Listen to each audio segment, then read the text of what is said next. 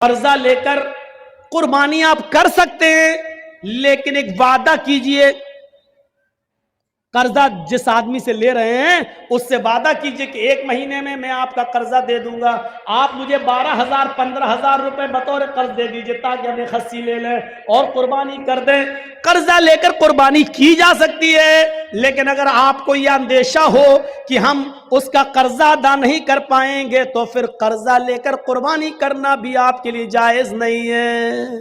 अगर आपको यकीन है कि कर्जा हम दे सकते हैं तो 1 महीना 2 महीने की इजाजत लेकर कर्जा ले सकते हैं, लेकिन कर्जा लेकर हज करने नहीं जा सकते, क्योंकि कर्जदार पर हज है ही नहीं। कर्जदार पर हज नहीं, हज तो उस पर फर्ज है जो साहिब इस्तिताअत हो। मन इस्तता इलैहि सबीला, जो इनिस्तता इलैहि सबीला, अगर तुम वहां तक जाने की ताकत रखते हो तो हज करो, तो हज करो। अगर वहां तक जाने की ताकत नहीं है, इस्तिताअत नहीं है, तो आप हज ना करें। आइए इस मामले को समझने की कोशिश कीजिए। हुकूकुल्लाह, अल्लाह माफ कर सकता अपना हक, लेकिन बंदे का हक माफ नहीं करेगा। अगर किसी ने किसी से कर्ज लिया है तो पहली फुर्सत में कर्ज अदा कर दे। इसीलिए जनाजे की नमाज पढ़ाने से पहले ये पूछ लेना चाहिए, लेकिन जनाजा पढ़ाने वाले की जिम्मेदारी है कि मय्यत का जनाजा पढ़ाने से पहले उसके रिश्तेदारों को सामने लाकर, उसके बेटे उसकी औलाद को सामने लाकर पूछे कि मरने वाले पर किसी का कोई हक तो नहीं है। और जनाजे में सफे लग जाएं तो पूरी पब्लिक से पूछा जाए क्या मरने वाले का किसी के ऊपर कोई कर्ज तो नहीं था।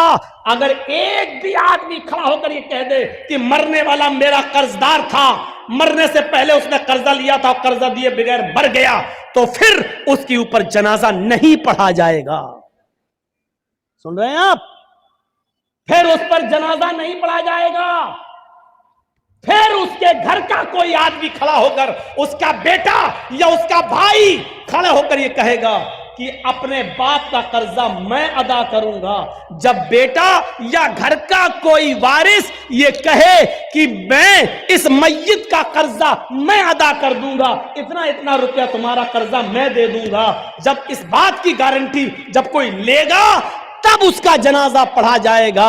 आप समझ रहे हैं कितना बड़ा मामला है ये बंदों का मामला। एक आदमी मर गया, दुनिया से चला गया, उसके साथ उसकी नेकियों का दरवाजा भी बंद हो गया, लेकिन इसके बावजूद मेरे भाइयों उसका जनाजा पढ़ाने से पहले पूछा जाएगा क्या इसके ऊपर किसी का कर्ज तो नहीं था, कोई मामला तो नहीं था। और अगर निकल गया तो उसका जनाजा नहीं पढ़ाया जाएगा जब तक कि उसके रिश्तेदार ये ना कहें कि इसका कर्जा या इसका मामला मैं अदा कर दूंगा। मेरे प्यारे साथियों, जरा तसव्वुर कीजिए।